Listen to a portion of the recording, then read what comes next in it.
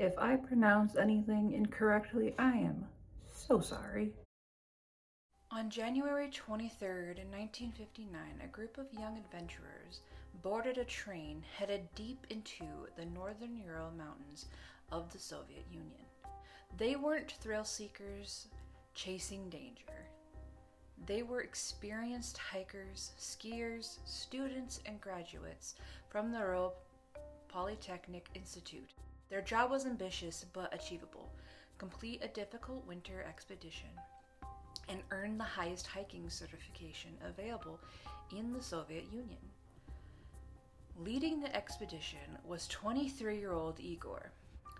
Alongside him were 8 other hikers.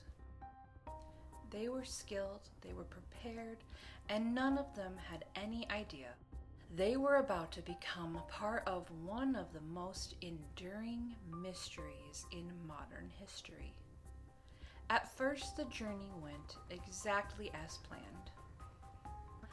The group traveled by train, truck, and finally by ski, making their way deeper and deeper into the frozen wilderness. Temperatures routinely plunged below zero. Snow buried the landscape beneath a seemingly endless blanket of white. Then on January 28th, something happened that would haunt one man for the rest of his life. Named Yuri Yudin began suffering from severe joint pain and illness. Reluctantly, he decided he could not continue. The group said their goodbyes. Yudin watched his friends disappear into the snowy wilderness. He expected to see them again in a few weeks. He never would.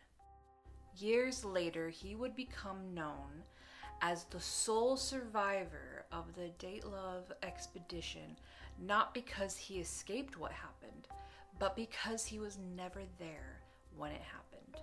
As the remaining 9 hikers continued deeper into the mountains, conditions grew increasingly difficult. Their destination lay beyond a mountain called Koholt Saikil.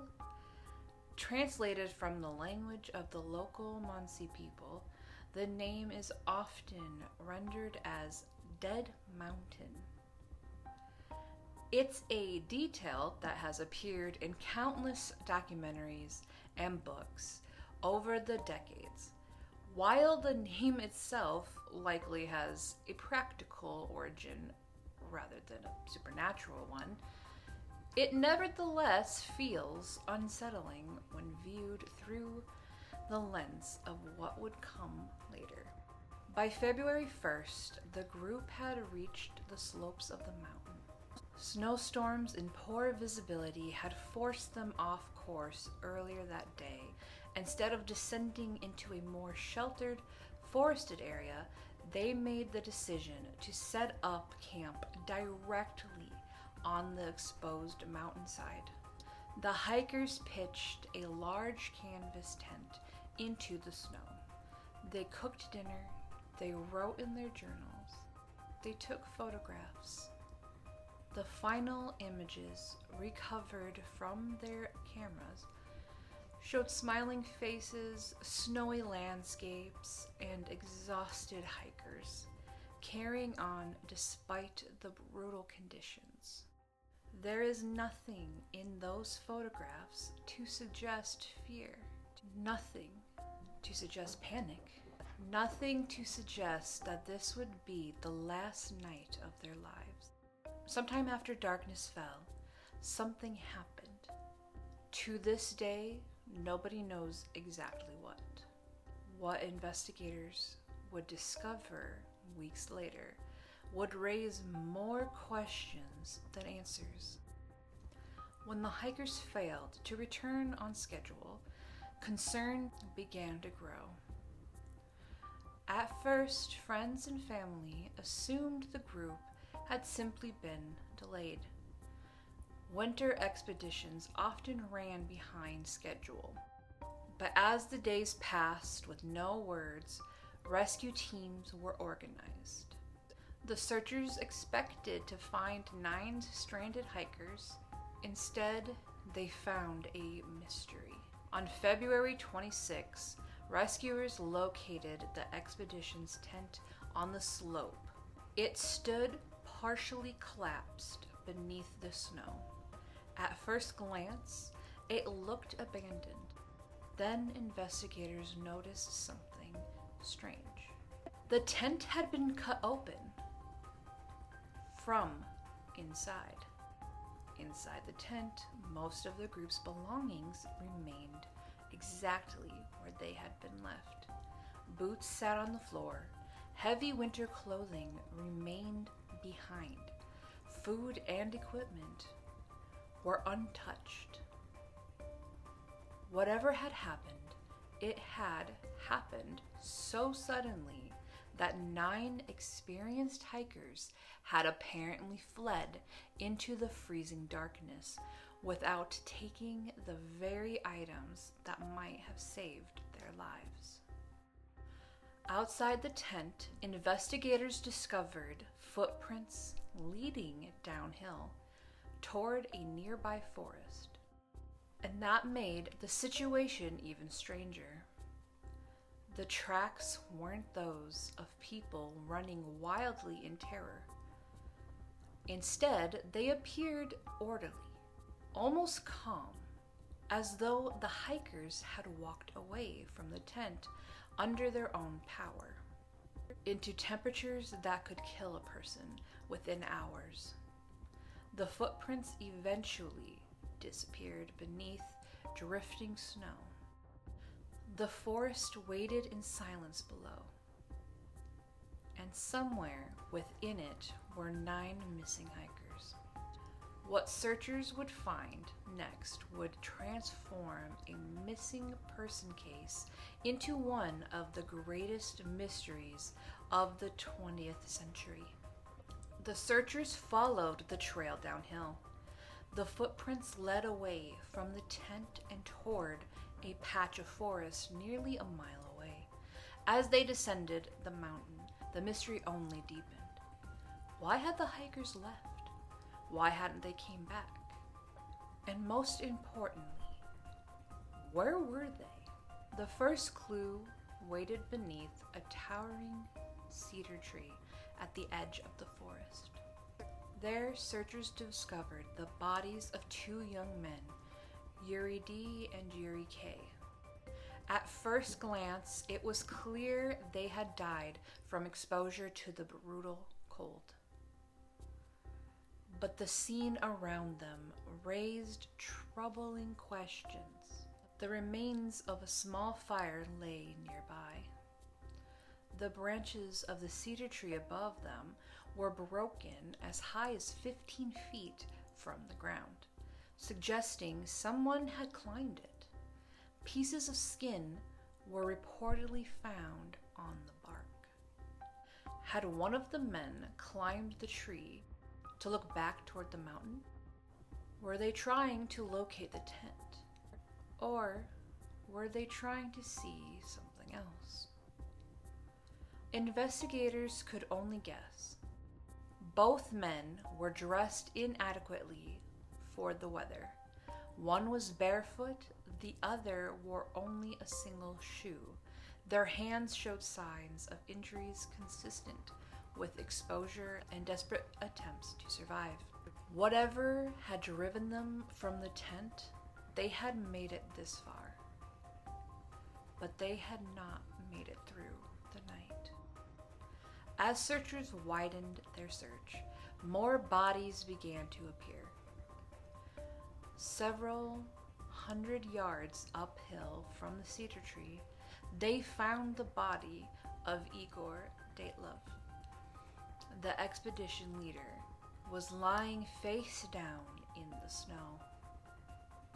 His position suggested he had been moving back toward the tent, toward safety, toward supplies, toward answers.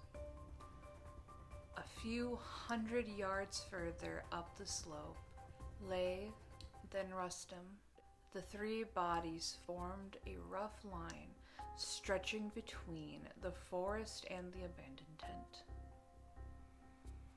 To investigators, it looked as though they had been trying to return. Perhaps they had reached the forest, realized they could not survive without their gear, and made a desperate attempt to climb back up the mountain.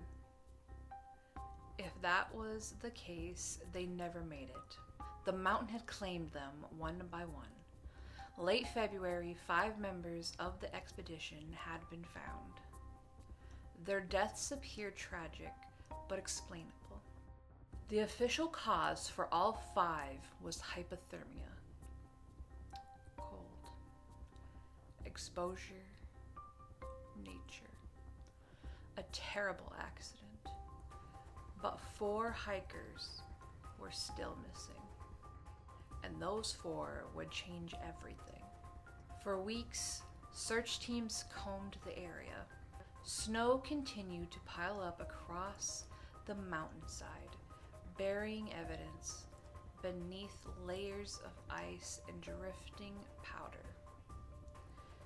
Then, on May 4th, nearly 3 months after the hikers disappeared, investigators finally located the remaining 4 members of the expedition. They were found in a ravine hidden beneath several meters of snow. Their injuries were shocking. 20-year-old Ludmila had suffered devastating chest trauma. Simeon had similar crushing injuries. Nikolai had sustained a severe skull fracture. Yet strangely, investigators noted that many of these injuries showed relatively little external damage. It was as though tremendous force had been applied to their bodies without leaving the kind of wounds typically seen in violent assaults. One investigator later compared the injuries to those suffered in a car crash. And then came the detail that would become infamous around the world. When Ludmila's body was examined, investigators found that her tongue was missing. Some reports also noted the absence of her eyes and portions of facial tissue. He was also missing his eyes. Newspaper documentaries and conspiracy theorists would seize upon these details for decades. To many, they sounded horrifying, unnatural, almost impossible. Forensic experts would later point out that bodies exposed to floating water scavenging animals and months of decomposition often lose soft tissue first. The explanation was mundane. The image, however, was unforgettable. As if the case weren't strange enough, investigators uncovered another unsettling detail. Several pieces of clothing showed elevated levels of radiation. The discovery fueled speculation immediately. Were the hikers exposed to secret military experiments? Had they stumbled upon something they weren't supposed to see? Or was there a more ordinary explanation? No one could say for certain, and with every new discovery, the mystery only seemed to grow. The official investigation pressed forward. Investigators questioned witnesses. They searched for evidence of an attack. They considered the possibility of robbery, murder, or involvement by the local Mansi people. But those explanations quickly fell apart. The hikers' valuables remained untouched. There were no signs of struggle near the tent. No evidence of outside footprints. No indication that another group had been present that night. In fact, the evidence suggested the danger had come from somewhere else entirely. Something bad frightened or forced 9 experienced hikers to abandon the safety of their tent. Something bad had driven them into a deadly winter night. And despite months of investigation, nobody could determine exactly what that was. Then came the final report. The Soviet investigators concluded that the hikers had died as the result of an overwhelming natural force. No further explanation was provided. The case was closed. But for many people, the mystery was just beginning, because overwhelming natural force isn't an answer. It's a shrug. And over the decades that followed, people around the world would try to fill in the blanks. Some blamed avalanches, others suspected secret military testing. Some claimed the hikers had encountered strange lights in the sky. Others wondered if something far more mysterious had been lurking on the slopes of Dead Mountain that night. The truth, buried beneath snow and time, remained frustratingly out of reach. But if we want to understand what most likely happened on that night, we have to examine the theories. By the time the Soviet investigation was closed, the public had left with a mystery and a very few answers. 9 experienced hikers were dead. A tent had been cut open from the inside. Bodies had been found scattered across a frozen mountainside. Some victims had suffered catastrophic injuries. Radiation had been detected on certain pieces of clothing. And the official explanation amounted to little more than an overwhelming natural force. It didn't take long for theories to begin spreading. And over the decades, some of those theories became almost as famous as the case itself. The problem? Most of them fell apart the moment they're examined closely. Let's start with the strangest, the Yeti theory. Yeah, an actual Yeti. For years, some people speculated that the hikers had encountered a large, unknown creature somewhere on the mountainside. The theory gained traction partially because one photograph recovered from the hikers appeared to show a dark figure standing in the snow. To conspiracy theorists, it looked like evidence of a mysterious humanoid creature. The image became known as the Yeti photo. The reality is far less dramatic. Most researchers believe the figure was simply one of the hikers photographed at a distance in poor lighting. There were no giant footprints, no signs of an animal attack, no bite marks, no torn bodies, no evidence whatsoever that a creature had attacked the group. As exciting as the idea may be, the Yeti theory belongs firmly in the realm of campfire stories. If the Yeti wasn't reasonable, perhaps it was something from the sky. Several witnesses in the region reported seeing strange orange lights around the same time the hikers disappeared. These reports became one of the most persistent aspects of the mystery. Some theorists suggested the hikers witnessed a UFO, Others believed they may have encountered some kind of experimental aircraft. The idea became even more popular after reports surfaced that traces of radiation had been found on some of the victims' clothing. To believers, it seemed like a perfect fit.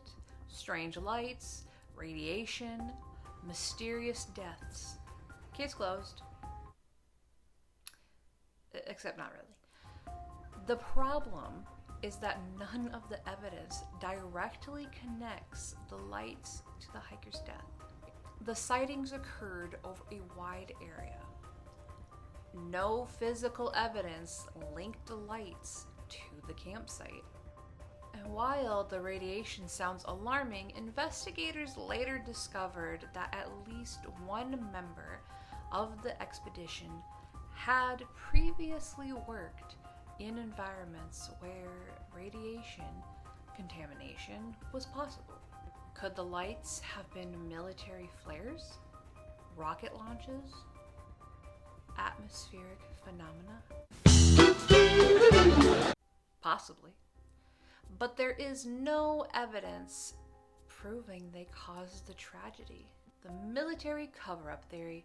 This theory is perhaps the most popular. It argues that the hikers accidentally stumbled into a secret Soviet military test. According to various versions of the theory, they may have witnessed missile launches, explosive weapon testing, chemical experiments, or classified military operations. Supporters point to several suspicious details. The Soviet government was notoriously secretive. Some documents related to the investigation were classified.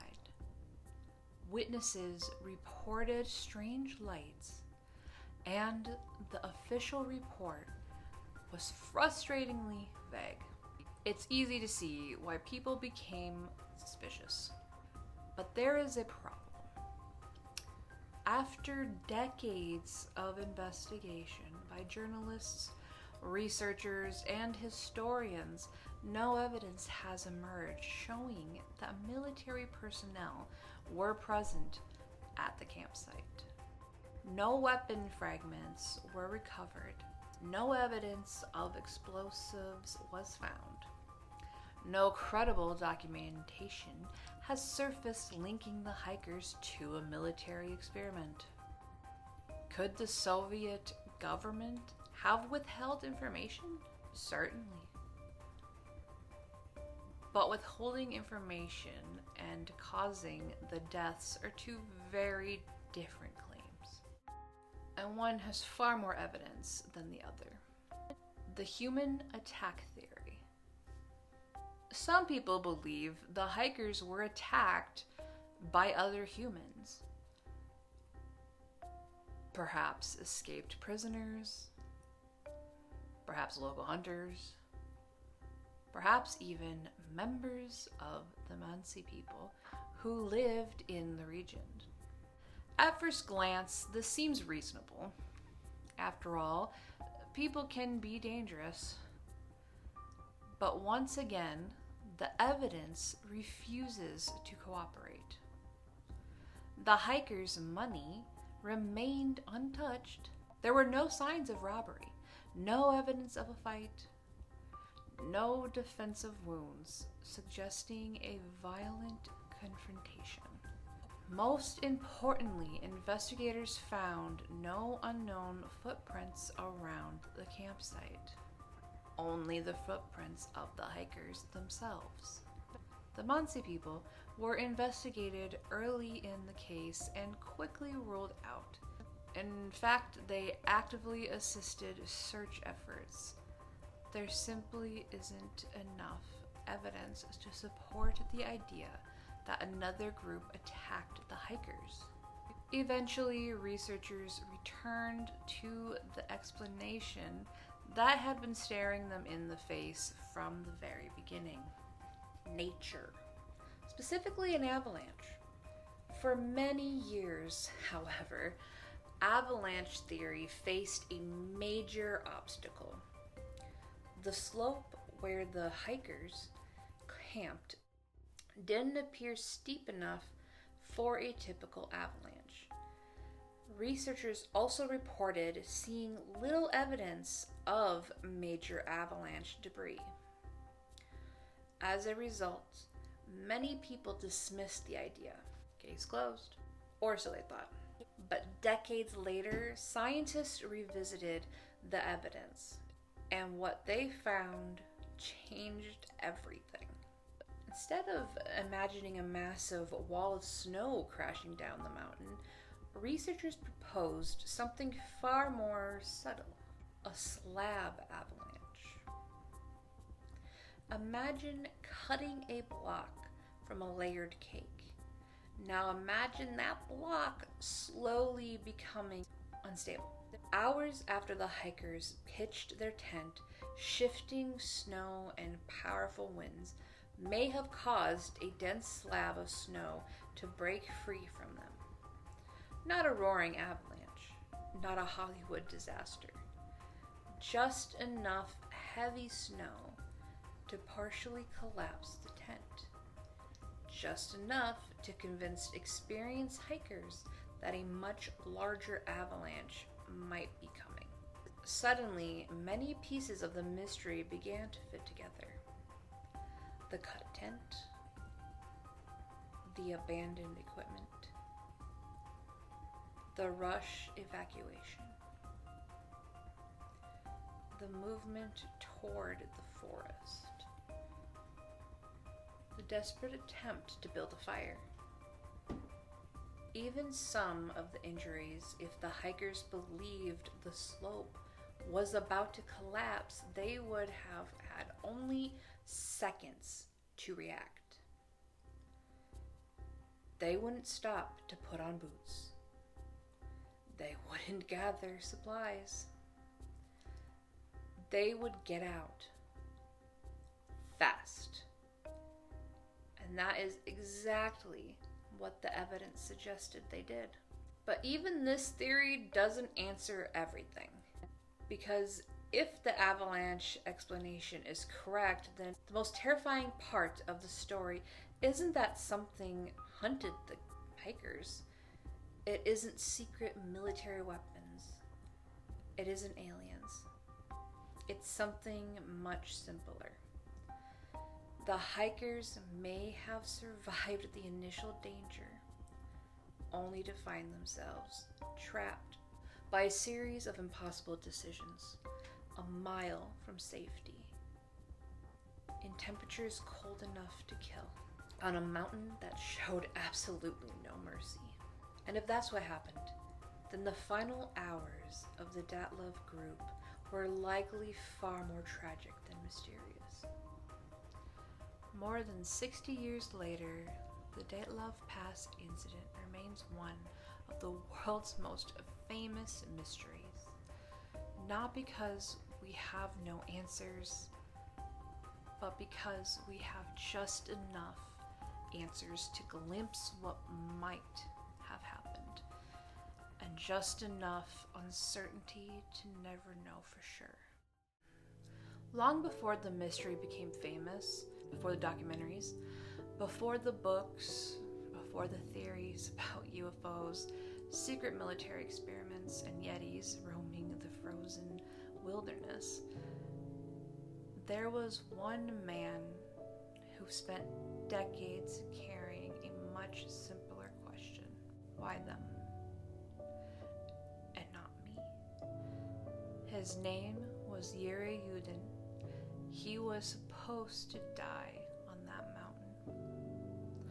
At least that's how it must have felt when the expedition began in January 1959.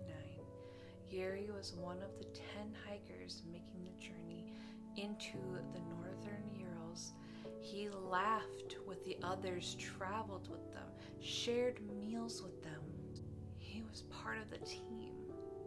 But several days into the expedition, his health began to fail. Chronic joint pain and illness made continuing impossible. Reluctantly, Yuri made the decision to turn back. It wasn't dramatic. There was no warning, no sense of impending disaster. Just an exhausted young man realizing his body wouldn't allow him to continue.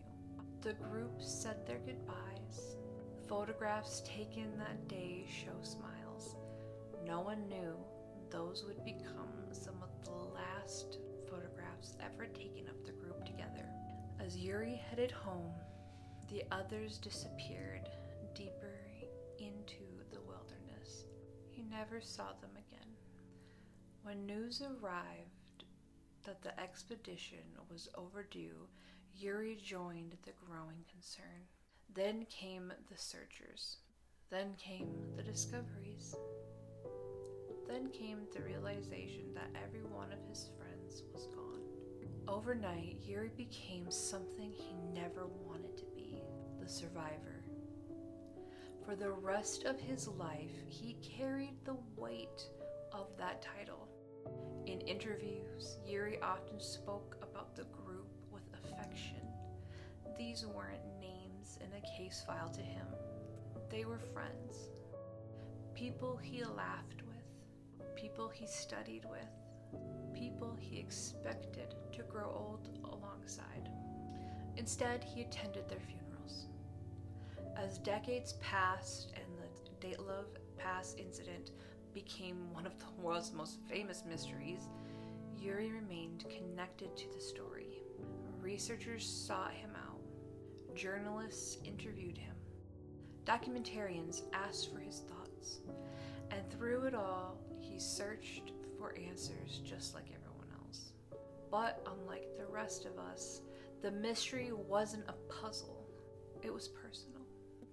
Imagine carrying that question for 50 years, knowing that a sore back, aching joints, and a decision made on an ordinary winter day had separated your fate from theirs.